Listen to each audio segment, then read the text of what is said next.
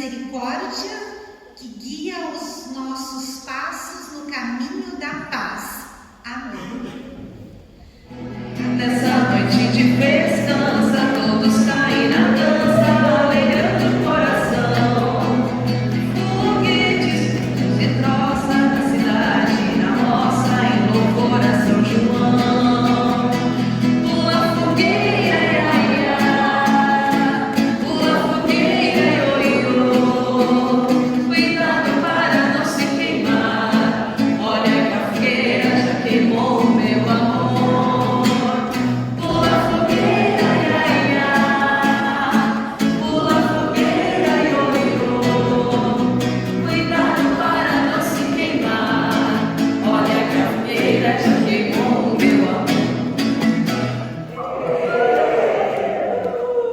Chegou o tempo de Isabel de ter a criança, e ela deu à luz um menino. Os vizinhos e parentes ouviram falar da grande bondade do Senhor para com Isabel, e todos ficaram alegres com ela. Zacarias pediu uma tabuinha de escrever e escreveu. O nome dele é João, e todos ficaram muito admirados. Nesse momento, Zacarias pôde falar novamente e começou a louvar a Deus. Os vizinhos ficaram com muito medo e as notícias dessas coisas se espalharam por toda a região montanhosa da Judéia. Todos os que ouviam essas coisas e pensavam nelas perguntavam: o que será que esse menino vai ser? Pois de fato o poder do Senhor estava com ele. Zacarias, o pai de João, cheio do Espírito Santo, começou a profetizar. Ele disse: louvemos o Senhor, o Deus de Israel, pois ele veio ajudar o seu povo e lhe dar a liberdade. E você, menino, será chamado de profeta do Deus Altíssimo, e irá diante do Senhor, a fim de preparar o caminho para ele. Você anunciará ao povo de Deus a salvação que virá por meio do perdão dos pecados deles, pois o nosso Deus é misericordioso e bondoso. Ele fará brilhar sobre nós a sua luz, e do céu iluminará todos os que vivem na escuridão da sombra da morte, para guiar os nossos passos no caminho da paz. Sou João Batista, eu vim batizar com água. Porém, o que vem depois de mim batiza com o Espírito Santo. Eu não sou Messias, eu não sou Elias, eu não sou profeta, sou voz que clama no deserto.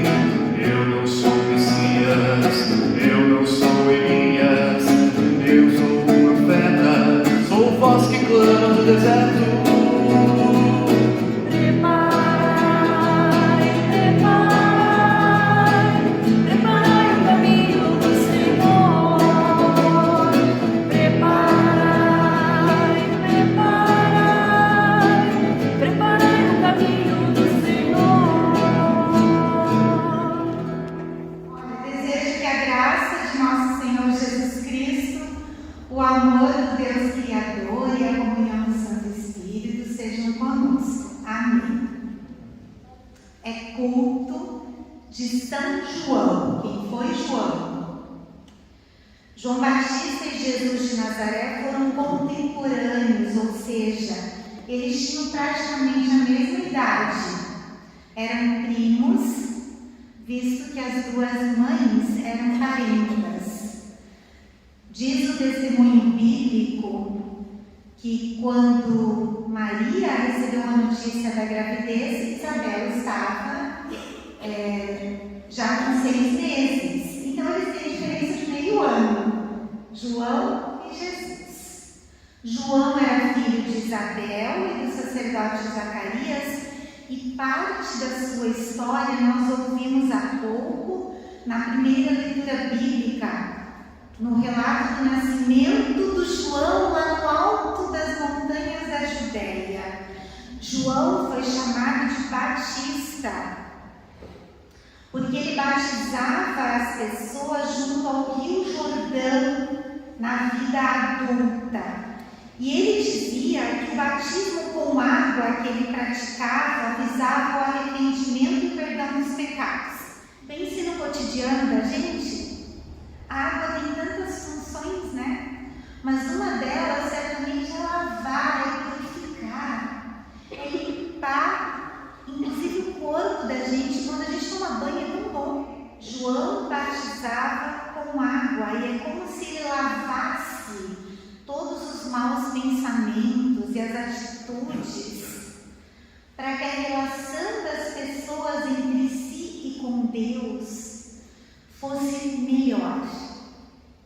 Mas segundo João, viria alguém que batizaria com o Espírito Santo.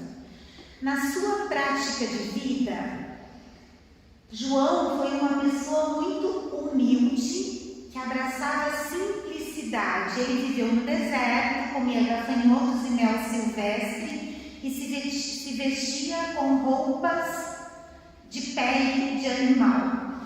E a sua missão, já anunciada em seu nascimento e cantada pelo seu pai Zacarias, como nós ouvimos há pouco, a sua missão era apontar para Cristo.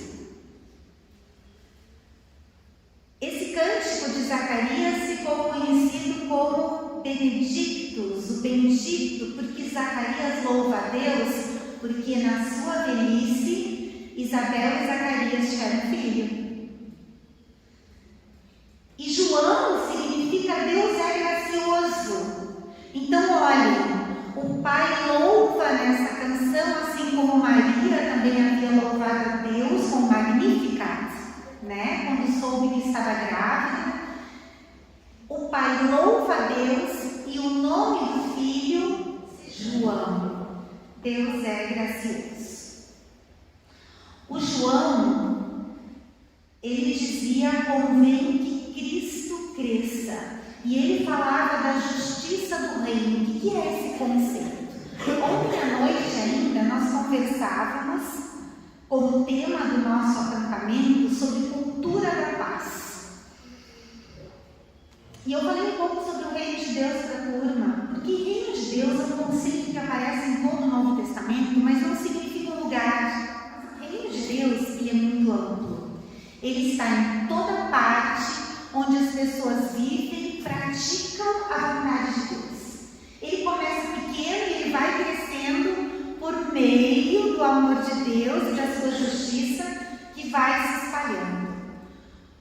O João Batista, ele dizia: convém que Cristo cresça, porque esse que virá, ele vai trazer a salvação para todo o povo. E essa salvação, essa vida nova vai acontecer à medida que o reino de Deus for sendo vivido e for se expandindo. É a governança de Deus, que é de paz, amor e justiça. O lema bíblico dessa semana, que nós lemos no início do culto, foca justamente na justiça divina. Bem-aventuradas as pessoas que são perseguidas por causa da justiça, porque delas é o reino dos céus. Mas o João, gente, dizia que para a gente fazer parte desse reino de Deus e vivenciá-lo, nós precisamos buscar o arrependimento. Esse é o princípio de toda boa relação com Deus, conosco mesmas e conosco mesmos e com a outra pessoa. Buscar o arrependimento sincero, receber de Deus como graça o perdão dos pecados. A certeza de que isso vai acontecer, de que Deus vai nos perdoar, está na misericórdia divina. Eu compartilho com vocês, então, a partir daqui, um relato de experiência, o que a gente fez ontem à noite. Nós começamos a conversar sobre o tema com uma dinâmica. de um material proposto por um colega em um texto produzido, divulgado pela ISLB, um livro que se chama Coletânea Palavra Ação, e que traz diversos temas para a juventude. Também tem texto meu aqui. Então, diversas pessoas contribuíram para que a gente pudesse ter estudos atualizados aí, atuais para a juventude. E fizemos uma dinâmica, então, proposta por um colega. Colocamos um fio no chão, um fio. Todo mundo sentou em cadeiras pequenas e fomos propondo situações. De um lado estava escrito violento e do outro não violento.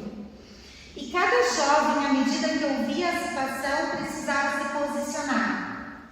E é incrível a argumentação produzida pelos jovens, isso é um elogio. À medida que a turma se sentava em tal lugar, precisava se posicionar. Por que você está dizendo isso? Por que você pensa que essa ação é violenta ou não é violenta? Para a gente entender do que se trata, leio 2 exemplos. E vocês verão que não é simples. O primeiro: durante uma festa, Caio observa Melissa com atenção. Ela diz que não quer ficar com ele, mas ele acha que as atitudes dela demonstram interesse. Ele insiste diversas vezes para ficarem. A ação de Caio é violenta ou não violenta? E a turma foi levantando diversos tipos de argumentação que provavelmente individualmente nenhum de nós vai conseguir. Um outro exemplo. Davi e Patrícia, guiados por suas consciências de impedir a produção de armas e de promover a paz, bloqueiam a entrada de uma fábrica de armamentos, colocando fogo em pneus. A ação de Davi e Patrícia é violenta ou não violenta? E por aí vai. São situações que, quando a gente começa a pensar, pondera sobre vários olhares. E se nós tivéssemos que nos posicionar? E se fôssemos nós vivendo aquela situação? Depois disso, foram muitas vivências, conversas, argumentações, com muita liberdade e sem juízo de valor. Nós listamos em seguida os desafios que adolescentes enfrentam hoje em dia. E a lista ela está escrita à mão porque foi produção coletiva daquele momento. E entre esses desafios, a turma mencionou seguir as regras, a fome como um desafio de parte da adolescência do mundo, saúde, bullying, locomoção segura, trabalho infantil, abuso, drogas, violência, luto apareceu, falta de apoio emocional, depressão, dependência emocional, adolescência na guerra, apostas entre a juventude, ganância e a pressão que o grupo sofre. Então nós nos perguntamos, qual é o meu conceito de paz? E chegamos à conclusão de que paz vai muito além de não ter guerra. Eu perguntei para o grupo, a gente vive em paz no Brasil? O que vocês acham? Sim ou não? Não.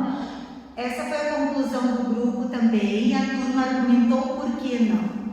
Né? Lembrando que paz poderia ser, por exemplo, sair à noite na rua com segurança, ter o que comer, ter atendimento à saúde, ter educação, que é o que a nossa turma tem, mas nem todo adolescente tem.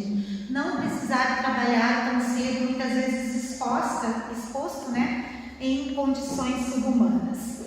E aí,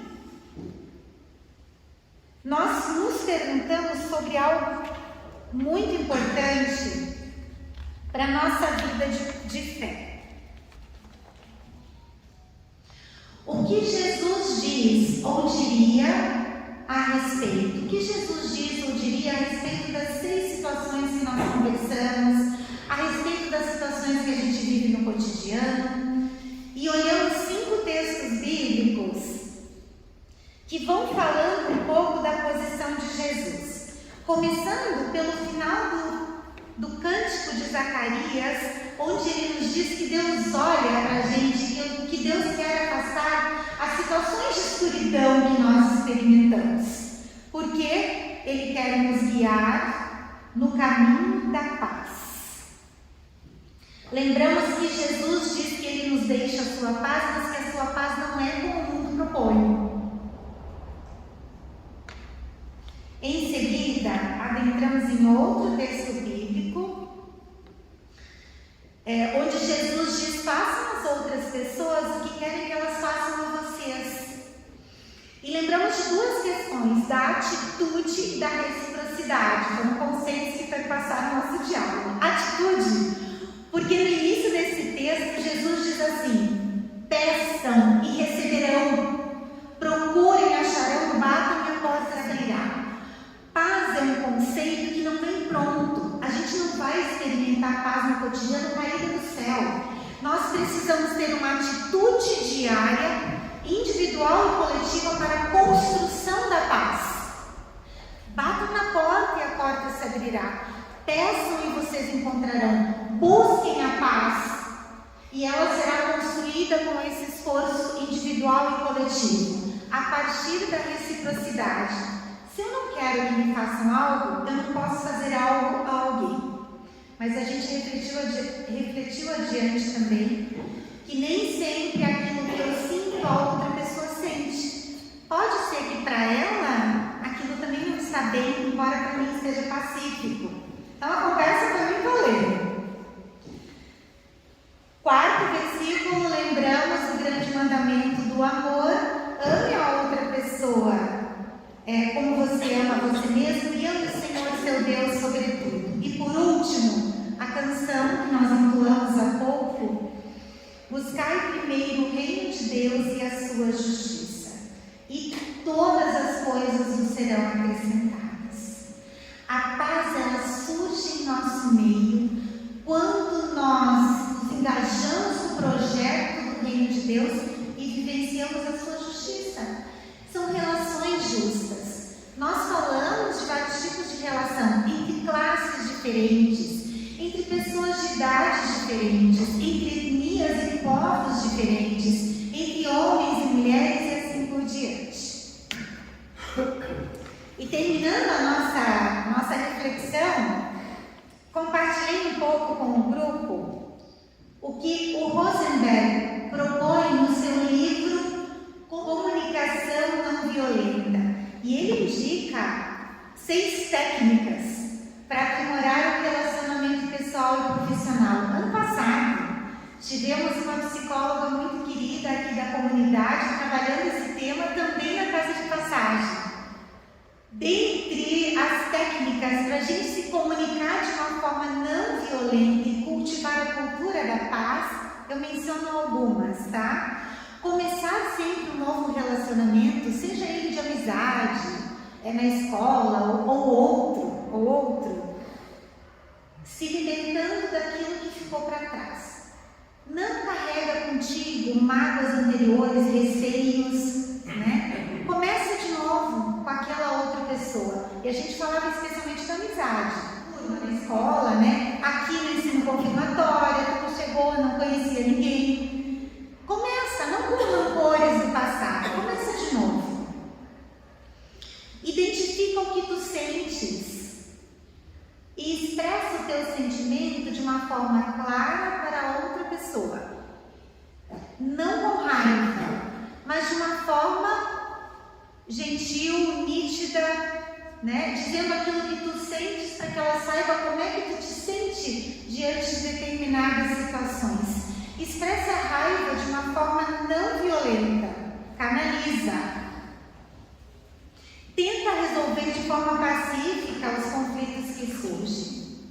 E crie relacionamentos interpessoais baseados em respeito mútuo, compaixão e cooperação. É fácil? Não! Claro que não é fácil tudo isso. Porque a paz ou a construção da paz é um processo, gente. A construção da paz começa com a gente e ela vai se espalhando no nosso entorno. Não adianta a gente criticar o que acontece nas duas grandes guerras, né? Que a gente ouve a todo instante, quando dentro de casa a gente também tem uma postura que não comunica a paz. Então, o ensaio da paz ele começa no cotidiano. E eu encerro dentro dessa partilha com algo que nós produzimos. Fizemos um jardim de intenções e produzimos as nossas sementes, as nossas flores e as trouxemos como decoração para esse culto de São João. E dentro das nossas flores, nós colocamos o nosso desejo de que algo de paz se pudesse vivenciar no cotidiano, a começar em mim, a começar pela gente, como nosso compromisso. E eu compartilho com vocês as intenções da turma. Eu felicitaria se houvesse a diminuição do bullying no mundo. Uma das formas para reduzi-lo é apoiar qualquer pessoa que sinta que precisa de ajuda. Também outro meio é informar algum responsável sobre a situação, bullying. Eu desejo a redução da ganância. Eu desejo a redução do preconceito. Minha intenção é de que as pessoas refletissem sobre a importância da inteligência emocional e que a forma com a qual as pessoas lidam e expressam suas emoções pode afetar as outras. Eu aspiro o fim do bullying. Eu desejo diminuir o consumo. Que todas as pessoas possam ser respeitadas pelas outras. Eu almejo um mundo sem preconceitos. Diminuir o consumo e compartilhar a comida. Ajudar as pessoas em luto ou que passam por situações traumáticas.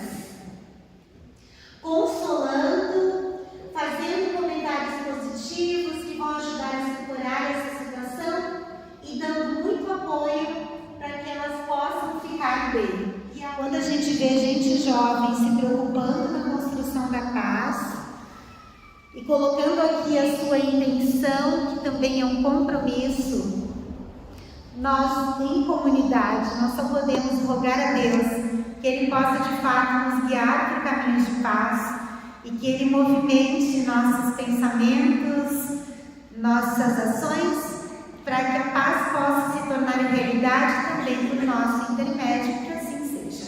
Amém.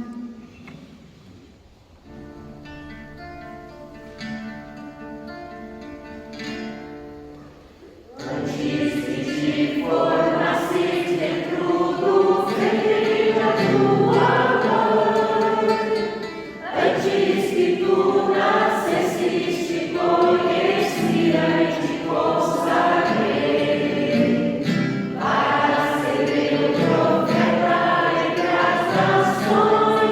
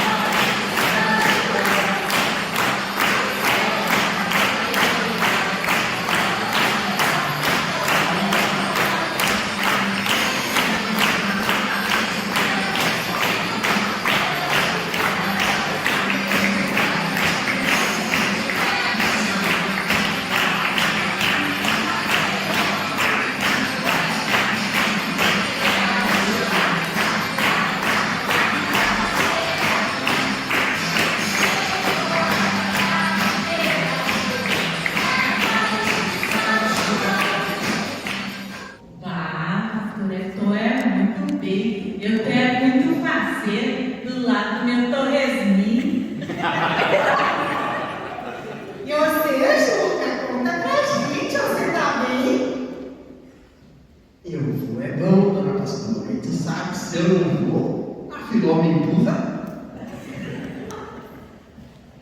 Então tá, deixa eu falar. Você está muito bonito hoje. Você, Filó, com esse mosquiteiro no cabelo. Que flor bonita. E o Juca com esse bigode, coisa mais linda, esse chapéu na cabeça. Mas olha só, pra morte nós não ficar aqui enrolando, né?